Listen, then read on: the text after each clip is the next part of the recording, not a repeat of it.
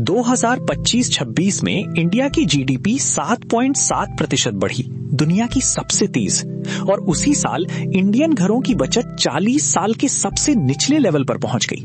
दोनों बातें सच हैं, दोनों एक ही समय पर। अब सवाल ये है, अगर देश अमीर हो रहा है तो घर गरीब क्यों हो रहे हैं? जवाब एक ऐसे फर्क में छुपा है जो लगभग हर कोई मिला देता है, इकोनॉमी और इकोनॉमिक्स। ये दो अलग अलग चीजें हैं और आज हम यही समझेंगे। पहले इकोनॉमी। इकोनॉमी एक सिस्टम है, एक मशीन है। जब आप सुबह चाय खरीदते हैं, जब कोई फैक्ट्री स्टील बनाती है, जब सरकार सड़क बनवाती है, जब कोई विदेश से तेल मंगाता है, ये सब मिलकर इकोनॉमी है। इकोनॉमी असली है, वो चल रही है। आप सो रहे हो तब भी चल रही है। किसी ने उसे बनाया नहीं, वो अपने आप बनी। जहां भी दो इंसान कुछ लेन देन करते हैं, वहां इकोनॉमी शुरू हो जाती है। अब इकोनॉमिक्स। इकोनॉमिक्स एक सब्जेक्ट है, एक पढ़ाई है। ये उस मशीन को समझने की कोशिश करती है। ये पूछती है, ये चीजें ऐसे क्यों हो रही हैं और आगे क्या होगा? इसे ऐसे समझिए, आपका शरीर इकोनॉमी है और मेडिकल साइंस इकोनॉमिक्स है। शरीर तब भी चलता रहेगा अगर कोई डॉक्टर ना हो, लेकिन बीमारी क्यों हुई ये बिना डॉक्टर के पता नहीं चलेगा। और यही वजह है कि डॉक्टर कभी कभी गलत होते हैं। मेडिकल साइंस अभी भी सीख रही है, वैसे ही इकोनॉमिक्स भी अभी सीख रही है। इकोनॉमी बदलती नहीं जब थ्योरी बदलती है, थ्योरी बदलती है जब इकोनॉमी कुछ नया कर देती है। तो एक लाइन में, इकोनॉमी एक जगह है, इकोनॉमिक्स एक नजर है। इकोनॉमी में पैसा चलता है, इकोनॉमिक्स में सवाल चलते हैं। इकोनॉमी को आप महसूस करते हैं, इकोनॉमिक्स को आप पढ़ते हैं। इससे मुझे क्या फर्क पड़ता है? बहुत पड़ता है, क्योंकि जब टीवी पर कोई कहता है इकोनॉमी अच्छी चल रही है, तो वो असल में इकोनॉमिक्स की एक नंबर की बात कर रहा होता है, पूरी इकोनॉमी की नहीं। वो नंबर है जीडीपी। 2025-26 में इंडिया की नॉमिनल जीडीपी थी 346 लाख करोड़ रुपए और रियल जीडीपी थी 323 लाख करोड़। ये दो नंबर अलग क्यों हैं, ये अगले पार्ट में। लेकिन आज का असली सवाल ये है, अगर ये नंबर इतना अच्छा है तो जमीन पर तकलीफ क्यों दिख रही है? इंडियन घरों का कर्ज 2022 में जीडीपी का 36% था, आज 43% है। और यहां सबसे जरूरी बात, इसका मतलब ये नहीं कि जीडीपी का नंबर झूठा है। मतलब ये है कि वो नंबर सिर्फ एक चीज नापता है और वो चीज आपकी जिंदगी नहीं है। इकोनॉमिक्स खुद दो हिस्सों में बटी है, माइक्रो इकोनॉमिक्स जो आपकी जेब देखती है और मैक्रो इकोनॉमिक्स जो पूरे देश को देखती है। और सबसे बड़ी गलतियां तब होती हैं जब लोग इन दोनों को मिला देते हैं। तो आज 3 बातें याद रखिए। 1, इकोनॉमी असली सिस्टम है, इकोनॉमिक्स उसे पढ़ने का तरीका। 2, जीडीपी इकोनॉमी नहीं है, वो इकोनॉमी का एक नाप है। 3, एक नंबर के अच्छे होने से हर घर का अच्छा होना जरूरी नहीं। मई 2025 में इंडिया दुनिया की चौथी सबसे बड़ी इकोनॉमी बन गई थी। अप्रैल 2026 में इंडिया 6ठे नंबर पर पहुंच गई और इस बीच इंडिया की ग्रोथ दुनिया में सबसे तेज थी। सोचिए, सबसे तेज भागने वाला 2 पायदान नीचे कैसे चला गया? जवाब में इकोनॉमिक्स का पूरा खेल छुपा है। 2 वजहें हैं, पहली रुपया और दूसरी एक्सेल शीट। इंडिया की इकोनॉमी नहीं सिकुड़ी, नाप का पैमाना बदल गया। पहली वजह, दुनिया की रैंकिंग डॉलर में बनती है, रुपए में नहीं। और वित्त वर्ष 26 में रुपया डॉलर के मुकाबले 11% गिरा। उसी दौरान जापानी येन 10% मजबूत हुआ और पाउंड 2%। यानी हम वहीं थे, लेकिन बाकी ऊपर चले गए। दूसरी वजह और भी दिलचस्प है। इंडिया ने जीडीपी नापने का बेस ईयर बदला 2011-12 से 2022-23। नए हिसाब से पता चला कि पुराना तरीका जीडीपी को ज्यादा दिखा रहा था। 357 लाख करोड़ का आंकड़ा घटकर 345 लाख करोड़ रह गया।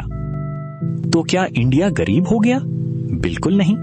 उसी दिन देश में उतनी ही फैक्ट्रियां थीं, उतने ही लोग काम कर रहे थे, सिर्फ स्कोर बोर्ड बदला था, मैच नहीं। और यही आज का सबक है, नंबर और हकीकत एक चीज नहीं होते। अब असली कॉन्सेप्ट, नॉमिनल और रियल जीडीपी। मान लीजिए आपने पिछले साल 100 रुपए की 10 चीजें बेची, इस साल भी 10 ही चीजें बेची, लेकिन दाम बढ़कर 110 हो गया। आपकी कमाई 10% बढ़ गई, लेकिन आपने बनाया कुछ भी ज्यादा नहीं। यही फर्क है। नॉमिनल जीडीपी आज के दामों पर गिनती करती है, रियल जीडीपी पुराने दामों पर गिनती करती है, यानी उसमें से महंगाई निकाल दी जाती है। इसीलिए रियल जीडीपी हमेशा ज्यादा सच्ची होती है। अब इंडिया के असली नंबर देखिए। वित्त वर्ष 26 में नॉमिनल ग्रोथ थी 8.9% और रियल ग्रोथ थी 7.7%। इन दोनों के बीच का जो फर्क है वही महंगाई है। जब भी कोई ग्रोथ का नंबर बताए, पूछिए नॉमिनल या रियल। अब वो नंबर जो कोई हेडलाइन में नहीं दिखाता, पर कैपिटा इनकम यानी जीडीपी बटा आबादी। इंडिया की पर कैपिटा इनकम है $2813 और इसमें दुनिया में इंडिया का नंबर है 149, इकोनॉमी में छठे और प्रति व्यक्ति में 149वें। लेकिन रुकिए, एक और नंबर है जो थोड़ा राहत देता है, पीपीपी, परचेजिंग पावर पैरिटी। इसमें यह देखा जाता है कि उतने पैसे में आप खरीद कितना सकते हैं। इंडिया में एक हेयर कट 100 रुपए का है, अमेरिका में 2000 का। पीपीपी के हिसाब से इंडिया की पर कैपिटा है $12,800 और रैंक है 121। और यहाँ एक और बात समझनी जरूरी है, पर कैपिटा एक औसत है और औसत झूठ बोल सकता है।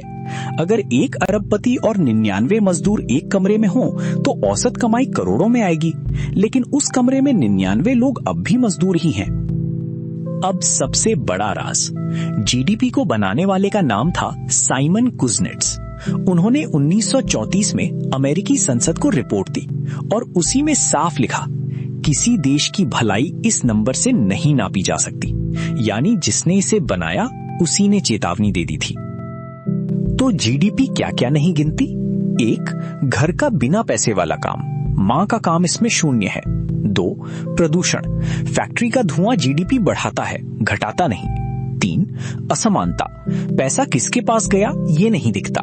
4, इनफॉर्मल काम, और इंडिया में 87% लोग इसी में हैं।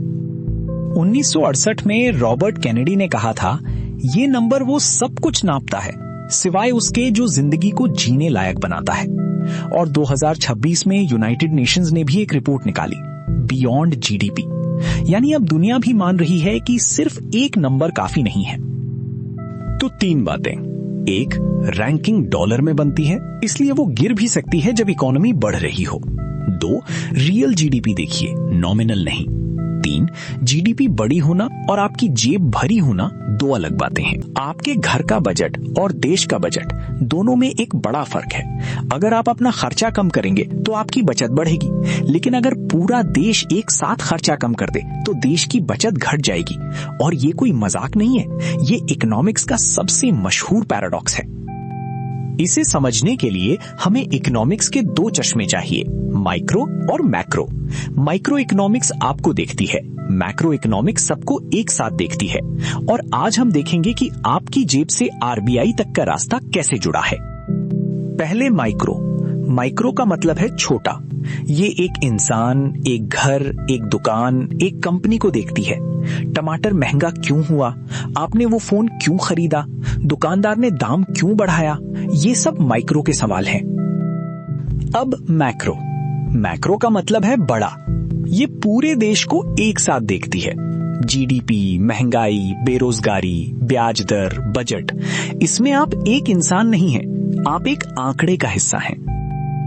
और यही सबसे बड़ी गलती होती है। लोग सोचते हैं कि जो एक इंसान के लिए सही है वो पूरे देश के लिए भी सही होगा। इसे इकोनॉमिक्स में कहते हैं फैलेसी ऑफ कॉम्पोजिशन, यानी हिस्से का सच पूरे का सच नहीं होता। एक आसान उदाहरण लीजिए। आप स्टेडियम में बैठे हैं और आगे वाला दिख नहीं रहा। आप खड़े हो गए, अब आपको अच्छा दिख रहा है। लेकिन अगर पूरा स्टेडियम खड़ा हो जाए तो किसी को कुछ नहीं दिखेगा और सब थक भी जाएंगे। यही फैलेसी ऑफ कॉम्पोजिशन है। अब इसी को पैसों में समझिए। इसे कहते हैं पैराडॉक्स ऑफ थ्रिफ्ट, बचत का विरोधाभास। आपने खर्चा कम किया, आपकी बचत बढ़ी, बिल्कुल सही, लेकिन आपका खर्चा किसी और की कमाई थी। जब सब खर्चा कम करते हैं तो सबकी कमाई गिरती है और कम कमाई से बचत भी कम हो जाती है। अब इंडिया का नंबर देखिए। इंडिया की जीडीपी का 56.5% हिस्सा सिर्फ घरों के खर्चे से आता है। मतलब आधे से ज्यादा इकोनॉमी आपकी चाय, आपके कपड़े, आपके फोन और आपके किराए पर टिकी है। इसीलिए जब आप खर्चा रोकते हैं, इकोनॉमी को खांसी आती है। तो अब सवाल, इन दोनों को जोड़ता कौन है? एक संस्था, reserve bank of India. RBI का काम है एक बटन दबाना, जिससे 1200 किलोमीटर दूर बैठे आपके घर की ईएमआई बदल जाए। उस बटन का नाम है रेपो रेट। रेपो रेट क्या है? जिस दर पर आरबीआई बैंकों को पैसा उधार देता है। अभी ये 5.25% है। फरवरी 2025 में ये 6.5 था। फिर आरबीआई ने 125 बेसिस पॉइंट्स की कटौती की और इसका सीधा असर आपकी ईएमआई पर पड़ा। अब असली नंबर, 50 लाख का होम लोन 20 साल के लिए, 8.5% पर ईएमआई थी 43,391, 7.25% पर ईएमआई हुई 39,519, यानी हर महीने 3,000 रुपए की बचत और पूरे लोन में 7,34,000 का ब्याज बचा। लेकिन ये असर पहुंचता कैसे है? 2019 से नियम है कि हर नया फ्लोटिंग होम लोन किसी बाहरी बेंचमार्क से जुड़ा होगा। ज्यादातर बैंक रेपो रेट को ही बेंचमार्क बनाते हैं। आपकी दर बराबर है रेपो रेट प्लस बैंक का स्प्रेड। जैसे अप्रैल 2026 में एसबीआई की दर थी 7.9%। लेकिन यहाँ एक पेच है, बैंक को हर 3 महीने में एक बार दर रीसेट करनी होती है। इसलिए कटौती का फायदा आप तक 90 दिन में पहुंचता है। और अगर आपका लोन पुराने एमसीएलआर सिस्टम से जुड़ा है तो शायद वो फायदा आप तक पहुंचा ही नहीं। ये चेक करना आपका काम है, बैंक खुद नहीं बताएगा। तो देखिए, रास्ता दोनों तरफ जाता है। आपकी खरीदारी मिलकर मैक्रो बनाती है और मैक्रो का फैसला वापस आपकी जेब पर आता है। आप अकेले जीडीपी नहीं बदल सकते, लेकिन जीडीपी का फैसला आपकी ईएमआई जरूर बदल देता है। तो 3 बातें। 1, जो आपके लिए सही है वो सबके लिए सही हो, ये जरूरी नहीं। 2, इंडिया की आधी से ज्यादा इकोनॉमी घरों के खर्चे पर टिकी है। 3, रेपो रेट देखिए, क्योंकि वही आपकी ईएमआई तय करता है। अगर आपने पिछले हफ्ते सिर्फ 1 घंटा काम किया तो सरकारी आंकड़ों में आप बेरोजगार नहीं हैं, आप रोजगार वाले हैं। ये मजाक नहीं है, ये आधिकारिक परिभाषा है। आज हम उन 2 नंबरों की बात करेंगे जो हर रोज खबरों में आते हैं और दोनों आपसे आधा सच छुपाते हैं। पहला नंबर महंगाई, दूसरा बेरोजगारी। दोनों गलत नहीं है, लेकिन दोनों वो नहीं नापते जो आप सोचते हैं कि वो नाप रहे हैं। और ये फर्क समझ लिया तो आप खबरें अलग तरीके से देखेंगे। पहले महंगाई। जब कोई कहता है महंगाई 4% है तो वो सीपीआई की बात कर रहा है, कंज्यूमर प्राइस इंडेक्स। इसमें सरकार एक टोकरी बनाती है 358 चीजों की और हर महीने देखती है कि उस टोकरी का दाम कितना बदला। लेकिन यहाँ पेच ये है, हर चीज का वजन अलग होता है और फरवरी 2026 में सरकार ने पूरी टोकरी बदल दी। बेस ईयर 2012 से बदलकर 2024 हो गया, क्योंकि इंडिया के लोग अब पहले जैसा खर्च नहीं करते।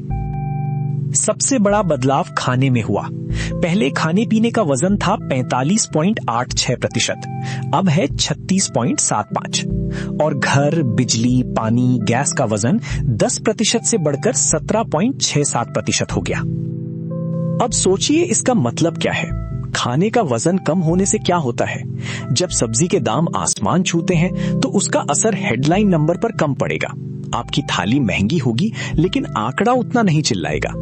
एसबीआई रिसर्च का अनुमान है कि नई सीरीज से नंबर 20 से 30 बेसिस पॉइंट ऊपर नीचे हो सकता है। और यहां सबसे जरूरी बात, सीपीआई एक औसत इंडियन की टोकरी है, आपकी टोकरी नहीं। अगर आप किराए के घर में रहते हैं, बच्चों की फीस देते हैं और रोज कैब लेते हैं तो आपकी असली महंगाई सरकारी नंबर से कहीं ज्यादा है। अब असली नंबर देखिए, जून 2026, हेडलाइन महंगाई 4.38%। 18 महीनों में पहली बार आरबीआई का 4% का टारगेट टूटा। लेकिन खाने की महंगाई थी 5.32% और कोर महंगाई, जिसमें खाना और ईंधन दोनों हटा दिए जाते हैं, वो सिर्फ 2.51% थी। देखिए क्या हुआ, एक ही महीना 3 अलग नंबर, 2.5, 4.4 और 5.3। अब बताइए महंगाई कितनी है? जवाब है, ये इस बात पर निर्भर करता है कि आप क्या खरीदते हैं। अब दूसरा नंबर, बेरोजगारी, और यहां खेल परिभाषा का है। PLFS सर्वे 2 तरीके इस्तेमाल करता है। पहला, करंट वीकली स्टेटस। इसमें अगर आपने पिछले हफ्ते किसी एक दिन 1 घंटा भी काम किया तो आप रोजगार वाले माने जाएंगे। दूसरा तरीका है यूजुअल स्टेटस। इसमें अगर आपने पूरे साल में सिर्फ 30 दिन काम किया तो भी आप रोजगार वाले हैं। 365 दिन में 30 दिन, और इसी हिसाब से इंडिया की बेरोजगारी दर 3.2% बैठती है। अब सबसे बड़ा छेद, अगर किसी ने नौकरी ढूंढना ही छोड़ दिया तो वो बेरोजगार नहीं गिना जाता, उसे कहते हैं आउट ऑफ लेबर फोर्स। यानी जितनी ज्यादा निराशा उतना अच्छा दिखेगा नंबर। ये उल्टा लगता है, लेकिन गणित यही कहता है। अब असली तस्वीर देखिए। कुल बेरोजगारी अप्रैल 2026 में 5.2% थी, लेकिन 15 से 29 साल वालों में ये लगभग 15% है और ग्रेजुएट्स में 11% से ऊपर। मतलब जितनी पढ़ाई ज्यादा उतनी नौकरी मुश्किल। और आखिरी सच, इंडिया में 87% काम इनफॉर्मल है। ना कॉन्ट्रैक्ट, ना PF, ना पेंशन, ना नौकरी की गारंटी। ये लोग आंकड़ों में रोजगार वाले हैं, लेकिन असल में इनमें से किसी की नौकरी कल भी जा सकती है। तो 3 बातें याद रखिए। 1, CPI औसत इंडियन की टोकरी है, आपकी नहीं। 2, 1 घंटा काम मतलब रोजगार, ये आधिकारिक परिभाषा है। 3, जो ढूंढना छोड़ दे वो गिनती से बाहर हो जाता है। 2025 में इंडिया में 40,000 रुपए से महंगे फोन की बिक्री 55% बढ़ी और 25,000 से सस्ते फोन की बिक्री 12% गिरी। एक ही देश, एक ही साल, एक ही प्रोडक्ट, उल्टी दिशा। इसे कहते हैं के शेप्ड इकोनॉमी। अंग्रेजी का अक्षर के, एक लाइन ऊपर जाती है, दूसरी नीचे, और दोनों एक ही जगह से शुरू होती हैं। आज इस सीरीज के आखिरी पार्ट में हम यही समझेंगे। सिर्फ फोन नहीं, गाड़ियां देखिए। बड़ी SUV की बिक्री 34% बढ़ी और छोटी एंट्री लेवल कार की बिक्री 16% गिरी। मर्सिडीज की AMG रेंज 34% बढ़ी और इंडिया पहली बार मेबैक के टॉप 5 बाजारों में आ गया। गोदरेज कंज्यूमर के CEO ने इसे एक लाइन में कह दिया, कोट, ऊपर तेज प्रीमियमाइजेशन, नीचे आक्रामक वैल्यू सीकिंग। ये एक इंडिया नहीं है, ये 2 इंडिया हैं जो एक साथ चल रहे हैं, अनकोट। 10 रुपए का सैशे भी बढ़ रहा है और महंगा बॉडी वॉश भी। तो दिक्कत कहां है? उन्हीं CEO ने आगे कहा, बीच में, मिडिल में जो ब्रांड हैं उन्हें सबसे ज्यादा मुश्किल हो रही है। और यही बात पूरे देश पर लागू होती है। के का ऊपर वाला हिस्सा ठीक है, नीचे वाला संघर्ष कर रहा है और बीच वाला गायब हो रहा है। अब आंकड़े देखिए। वर्ल्ड इनइक्वालिटी रिपोर्ट 2026, जिसे थॉमस पिकेटी की टीम ने बनाया। इंडिया में ऊपर के 10% लोग देश की 58% कमाई ले जाते हैं और नीचे के 50% लोगों के हिस्से आती है सिर्फ 15%। और दौलत का हिसाब तो और भी टेढ़ा है। ऊपर के 1% लोगों के पास देश की 40% दौलत है, ऊपर के 10% के पास 65% और नीचे के आधे देश के पास सिर्फ 4%। आधी आबादी, 4% दौलत। अब वो नंबर जो सबसे ज्यादा डराता है। इंडिया का मिडिल 40%, यानी आम मध्यम वर्ग, देश की सिर्फ 30% कमाई लेता है। बराबरी वाले देशों में ये 40 से 45% होता है। मतलब इंडिया एक चौड़ा मिडिल क्लास नहीं बना रहा, इंडिया 2 अलग इकोनॉमी बना रहा है। अब पार्ट 2 वाली बात याद कीजिए। औसत झूठ बोलता है। रिपोर्ट कहती है इंडिया की औसत दौलत लगभग 29 लाख रुपए है। अच्छा लगा? रुकिए, नीचे के 50% की औसत दौलत है सिर्फ लगभग 2 लाख रुपए। यही औसत का जादू है। मिडिल दब क्यों रहा है? 3 वजहें। पहली, कर्ज। घरों का कर्ज GDP का 36% था, अब 43 है। दूसरी, शिक्षा पर सरकारी खर्च 10 साल से GDP का 4% के आसपास अटका है, जबकि लक्ष्य 6% का था। और तीसरी, हेल्थ पर खर्च सिर्फ 1.25 से 1.5%। तो अब सबसे जरूरी सवाल, आप इसमें कहां खड़े हैं और करना क्या है? क्योंकि GDP, CPI, रेपो रेट, ये सब आपके कंट्रोल में नहीं है। लेकिन 5 नंबर ऐसे हैं जो पूरी तरह आपके कंट्रोल में हैं और यही आपको सरकारी आंकड़ों से ज्यादा सच बताएंगे। नंबर 1, आपका ईएमआई रेशियो। महीने की सारी ईएमआई जोड़िए और टेक होम सैलरी से भाग दीजिए। अगर ये 40% से ऊपर हैं तो आप डेंजर जोन में हैं। Number 2, emergency fund. बिना कमाई के आप कितने महीने चला सकते हैं? जवाब 6 से कम है तो काम शुरू कीजिए। नंबर 3, आपकी अपनी महंगाई। 3 महीने का खर्च लिखिए और खुद निकालिए कि आपका खर्च कितना बढ़ा। ये सीपीआई से अलग निकलेगा और यही आपका असली नंबर है। Number 4, real return. आपके निवेश का रिटर्न माइनस आपकी महंगाई। अगर एफडी 7% दे रही है और आपकी महंगाई 8 है तो आप पैसा खो रहे हैं। और नंबर 5, जो सबसे जरूरी है, आपकी कमाई कितने रास्तों से आती है? अगर जवाब 1 है तो आपका पूरा भविष्य एक ईमेल पर टिका है। के शेप्ड इकोनॉमी में सबसे बड़ा बचाव यही है, एक स्किल जो आपकी नौकरी के बाहर भी पैसा कमा सके। तो 5 पार्ट में हमने ये सीखा। इकोनॉमी असली सिस्टम है, इकोनॉमिक्स उसे पढ़ने का चश्मा। जीडीपी एक नाप है, जिंदगी नहीं। औसत झूठ बोल सकता है और परिभाषा बदल दो तो नंबर भी बदल जाता है। इसलिए अगली बार जब कोई कहे कि इकोनॉमी अच्छी चल रही है तो पूछिए किसकी। मिलते हैं अगली कहानी में।